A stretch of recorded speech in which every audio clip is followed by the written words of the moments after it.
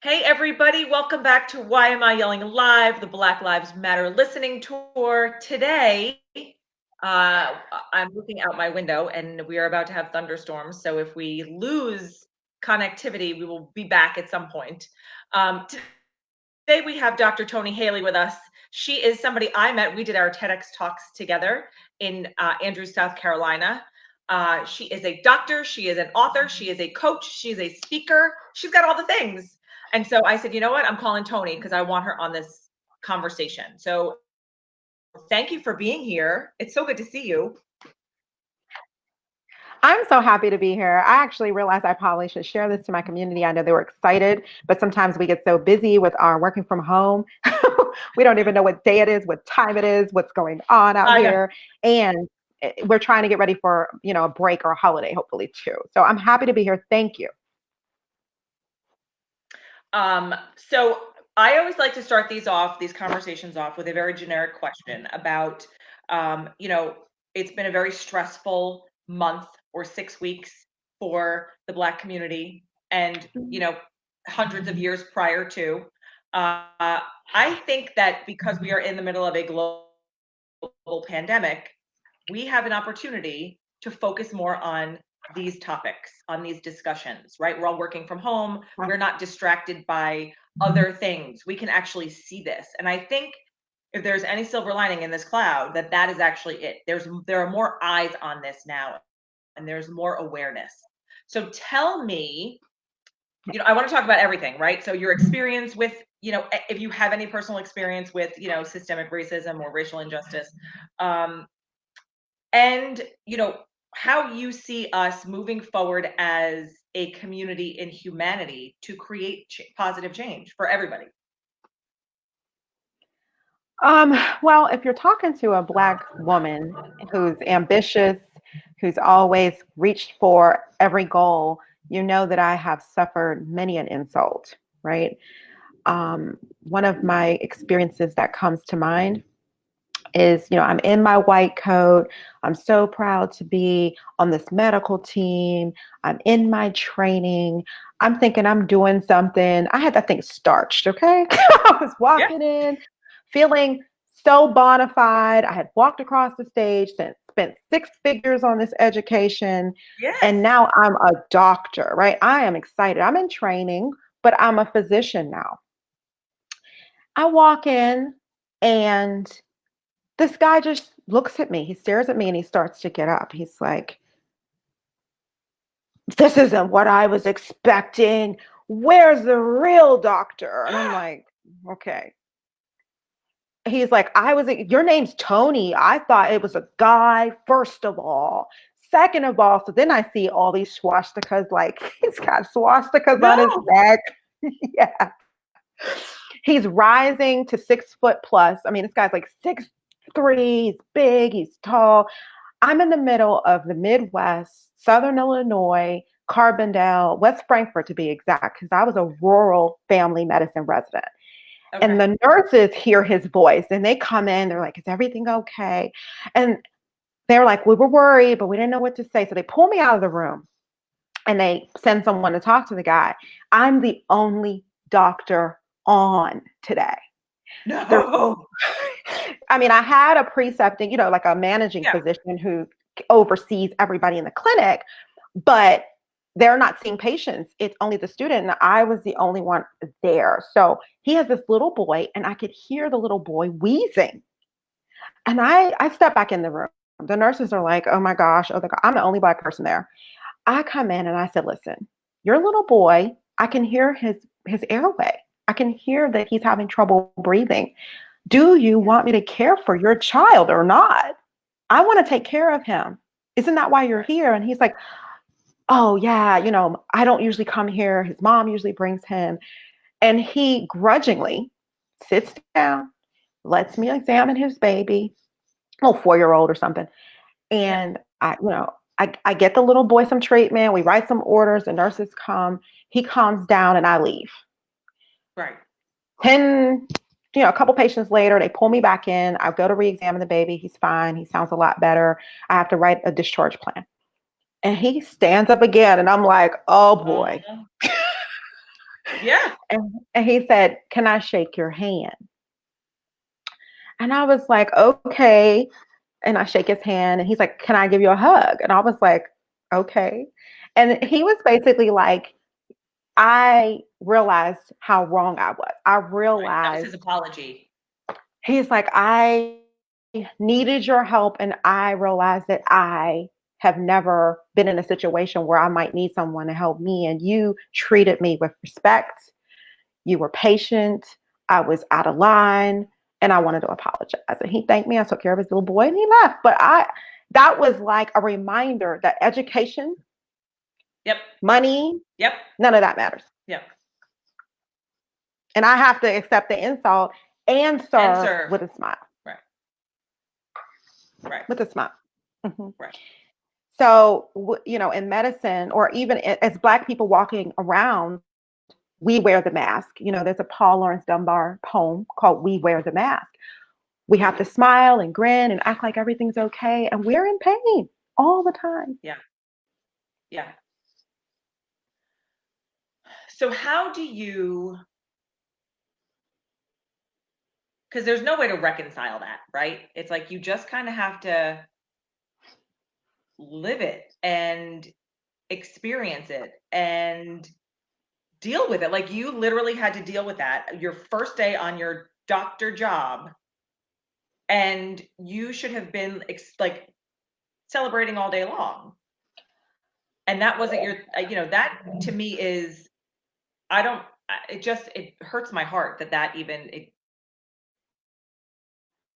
you know, I mean, come on. This is every day though. And so now that we're having these conversations and people are asking, so have you experienced this Yes. systemic racism? And of course, we live it and we internalize it, and a lot of it we brush off, but the statistics are starting to show up, and they're just horrifying. COVID is killing us 4 times as much. You know, um, the Yep. arrests, the profiling of our men is 7 times as often.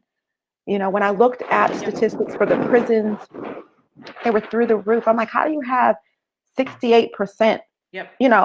but we're only 13% of the population. So people are starting to understand that this is not because we're bad people. No. No. Yes, you're right. You're, of course. We're That's not targeted. why. No. Yeah. So this idea, all our lives, we're being told by people who were not aware. Hey, you need to pull yourself up by the bootstraps. We were immigrants too. We came to this country. I'm like, right. And if you are not Black and you come as an immigrant, you are treated very differently than when you come as a Black person. And we didn't immigrate here, honey. That's not how we got here most of the time. Right. Right. So now that we're starting to have this conversation, I think the first step is that we find people who actually want to know, what is your experience? And secondarily, what can I do to help? Those are I think that's step one, because there's a lot of people who want to stay in the dark and denial, and I don't have time for it. Yeah. Yep. Agreed. I think it's important to have these experiential conversations Oh, you're because frozen. I don't know, right? I have a ton of friends. I have a ton of um, friends who have had experiences. I've never been with any of my Black friends when they have been through an experience like that. Um, so for a lot of this for me is, it's not eye-opening in the sense that I haven't been supportive of it or I haven't been aware of it or that. It's more eye-opening for me that it has happened to the people that I know more frequently than I think I acknowledged. Does that make sense? Absolutely. I mean, you don't have it's like now that your awareness is turned on, you realize that this is an everyday occurrence. You realize that this is everyday life for us. Um, when I'm on my platform, there's a reason why I introduce myself with every degree I have, because Yep. in order for me to be credible, I have to have every degree known to man just to walk in the room. So having people who are allies, who are saying, I'd like to know more and I'd like to figure out how to dismantle these systems, it's really important, because as tired as we are, that's the one conversation we can make time for. Do you feel encouraged by this? Oh, since we go way back, I will Or give you my optimistic or hopeful? my I mean, un what's the right word? I appreciate you trying to have me put my word to it as opposed to, you trying to do it for me. But here's the reality. I am happy that the young people who weren't as aware because they thought we were in a post-racial society, I'm aware, I'm happy for young people who now can say, oh, I thought we were past this. Now they can have a conversation and a dialogue. I'm like, right. The reason the news keeps putting another young black face on every day is because we're not past this. And just because you might live in the right zip code, neighborhood, whatever, young people needed to see, no, we still have a problem. So I'm happy for that reason that if they thought we were past it just because people listen to Cardi B, no, that we're not.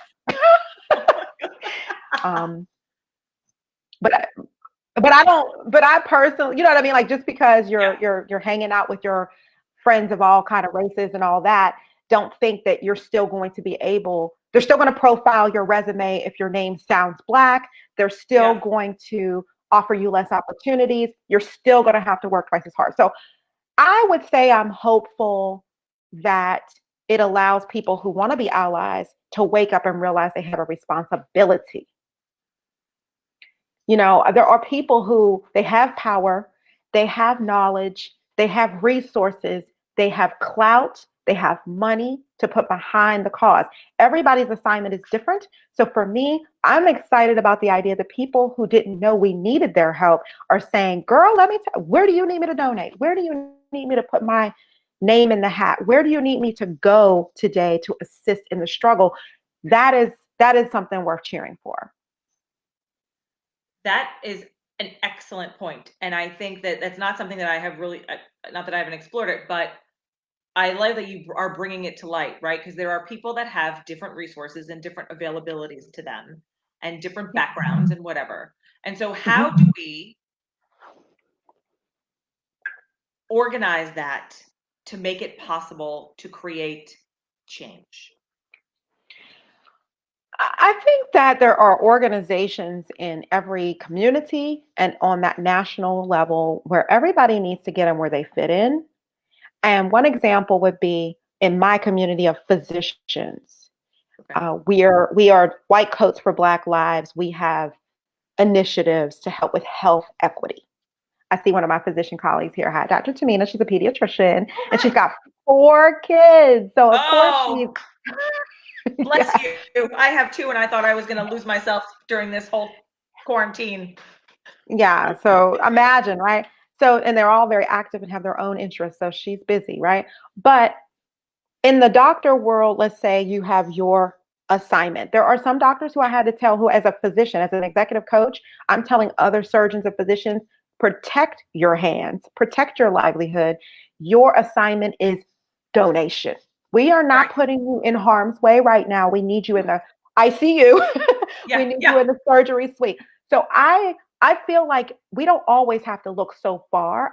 It's a lot like when doctors, I would talk about Doctors Without Borders and mission trips. I was Yeah. always like, no, there's something in your zip code you should be doing, and you're not mentoring, helping. Yeah. So my friends who are attorneys, I said, oh, well, you can help work on that new bill. You can Right. get this law passed. Right. You can change some of these mandatory sentences. These judges, my husband works, in with the Supreme Court. You Yep. have a different assignment. I just think if everybody picks their passion project and wants to elevate from there, we'll sustain the energy.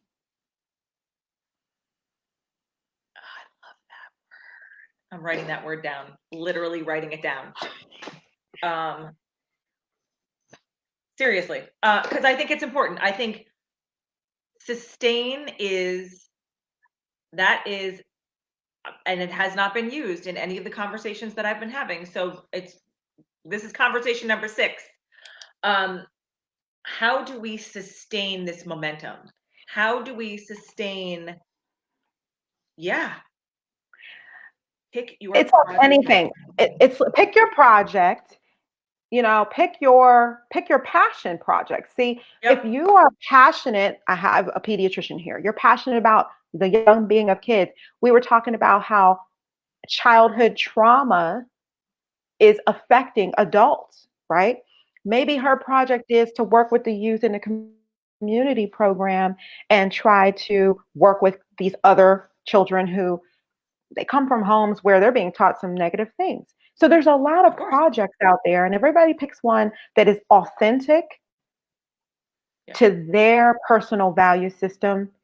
I think we can lead from a place of authenticity. I think we can lead from a place of sustained energy. And I think that you're not going to turn it off when it gets tough, just like your career or your family or anything else you're passionate about. Your kids might drive you crazy, but you don't just put them out and quit on them.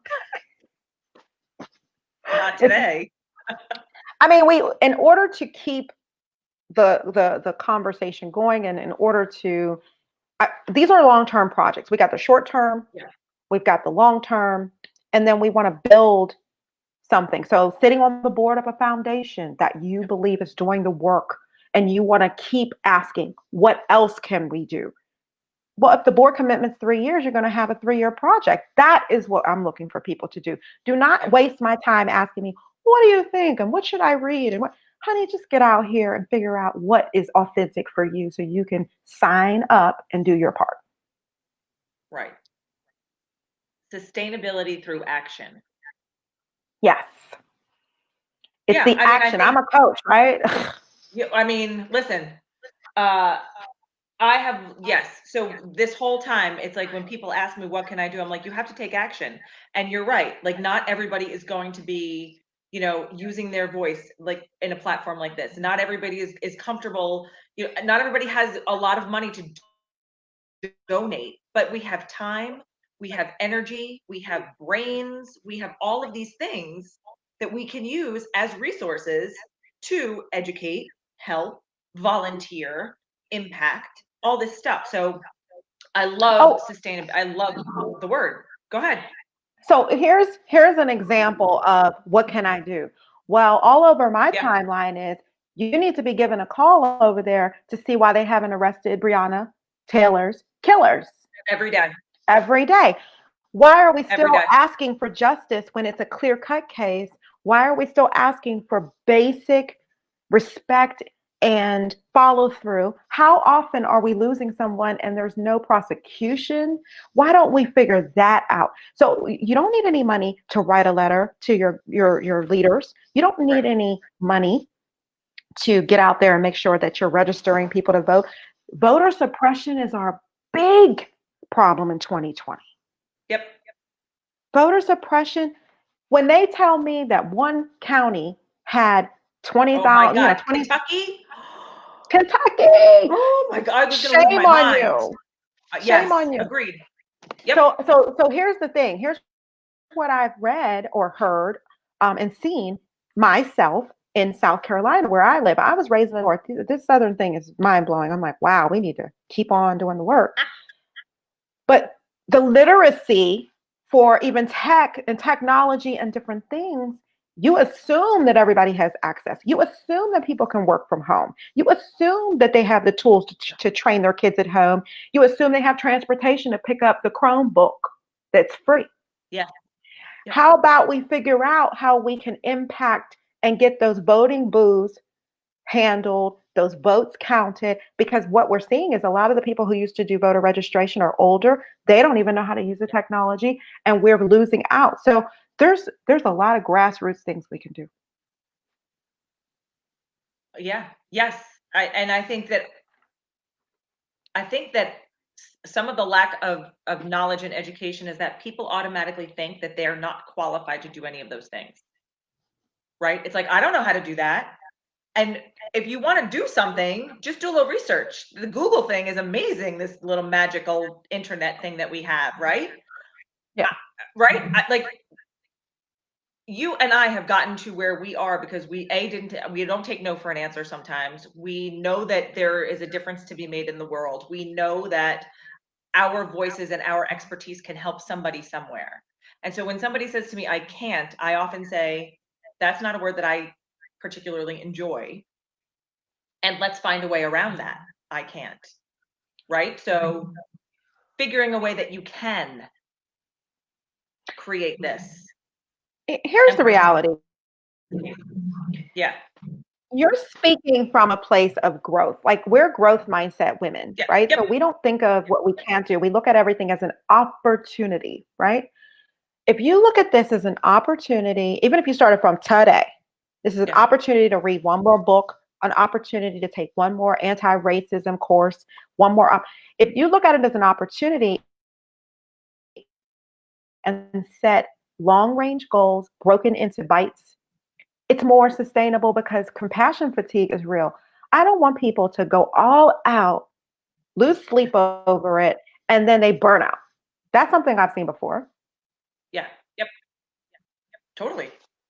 And this is America. I mean, like, look, this is a 500-year-old problem, right? I mean, this is not new. So this is a marathon. This is the longest marathon of your life, quite frankly. I know you're exhausted, girl, but that lipstick looks so It, good. Thank you.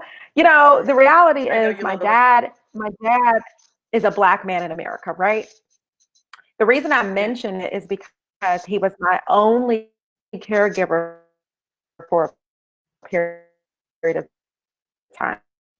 Oh my gosh, My great. mom was old, and we were driving home one day and we had a mechanical failure. The car smashed into a stone wall. My father comes to the hospital and he says, you know, I got a phone call. You told me to come here to pick up my family. They said, oh, here's your daughter. They said, well, what about my wife? She didn't make it. You can go identify her body in room 2. What? Yeah. I was in the car. My mom didn't survive. I was 3 years old. My mom was gone at 22 years old. My father was so determined to not let being a black man in America against the odds on his own. His family had said, oh, if you marry that woman, we're done with you. It was me and dad. He faced so many challenges and opposition, but he said, you know, I'm going to drop out of my engineering program. My mom and dad were in college at the time. Oh, I'm going to take up a trade. He became a drafter and construction estimator. And then he found out about redlining and how they decide who gets to live in what neighborhood, what zip code, and what resources are attached to those right. resources, homes, and zip codes. And he taught me this stuff when we're playing handball and riding bikes. And he's like, look what I found out today. And he, you know, he wasn't the angry black man stereotype, but he was very action oriented. And he said, look, my only goal in life is to make sure that the deficits they keep telling you about in our world or in our household or in our family, and we're single parent or whatever, Yeah. home, you know, instead of that, I'm going to tell you, here's your long range goal, honey. You're going to college. We'll figure it out. And here's the steps along the way. My father told me when I was a child, before I could even walk good, you're going to college. I will make sure of it. And we will not be denied anything. And so I know about that sustainability growth mindset. My father had it. He has it. Right. And he always says, oh, you're on to something else. I'm like, yeah, because there's still the next level of work to do. And Yeah. when you're working your passion, it's a lot easier to do that. So I just think when medicine stopped being my main passion, when I saw that it was just the corporate structure, Yep. I pivoted to empower women to negotiate better, take better care of themselves. So my passion never died out. I just pivot to things that allow me to make a difference. Well, I love your father, number one, Yeah. literally and figuratively and all the things, Yeah. because that takes a lot to have a 3-year-old on your own, and that's a huge, huge thing. So, you know, the stereotype clearly exists, right? He was working against the odds, and he walked the walk and talked the talk and did what he said he was going to do. Look what he did. He raised a beautiful, empowered, smart woman. I mean, that's amazing. And he should be, I'm sure he's proud of himself, and I know he's proud of you. So um, I love that. And I think that we need more, we definitely need more of that in all of our communities, not just the Black community. I think, there are a lot of people out there who don't feel that way with their parents and don't have that conversation with their parents or those connections. Um, but that's a really special story, and thank you for sharing it because, heartstrings. Um, Yeah. but you learned from the best and you learned hands-on. And that is a big, big deal. So we have 5 minutes left of our 30-minute conversation. Um, Already? what what is um, what is the biggest message you want to share with regard to, sustaining this momentum? I think that it depends on who the audience is. If the audience is, hey, I want to be an ally, I want to help, what can I do? Step number one, don't ask us because we would like to know. Step one, do not burden the oppressed with your inquisition and, hey, can you, and, I'm doing this interview because we have a relationship, right? Yeah. But in general, if you want to get involved, y'all didn't ask me how you did everything else you want to do in life. Google it, right? I would say I became an affiliate for an anti-racism course so that other white women can talk to her. I'm like, Yep. go talk to Dr. Jill because she teaches this stuff. She's here for it. It's a passion Yep. of hers. Yep. So I say look for the resources so that you can continue to do the work in places where that's what they do. If I'm talking to my counterparts, my peers, Yeah. all of us in the struggle. And I hate to say it, but this applies to women because we ain't where we need to be in this wealth gap either. Yep. This applies to people of color because we're not where we need to be in our different respective careers and Sure. things either. But I would say, take care of yourself better Yeah. because we're constantly wringing ourselves dry, solving everybody else's problems. And I'm seeing this martyrdom, the martyr mindset is what I call it. That's what my TEDx was about. This constant sacrificing and looking for validation from outside. And these people are hell bent on telling you, you ain't about it. You're not that great anyway. And it's breaking us down. We're feeling like we're doing more and we feel so drained inside. So I want you to self affirm and get a self care plan that actually makes you feel like you're ready to go back out there. This is a great time to take some time to figure out what works for you and what helps fill your cup because this is going to be a marathon, not a sprint. Yeah. That's amazing. Thank you for your words. You guys, I learned a lot in 31 minutes, 30 minutes. Um, what a great, like a lot of really great tidbits, a lot of really great advice.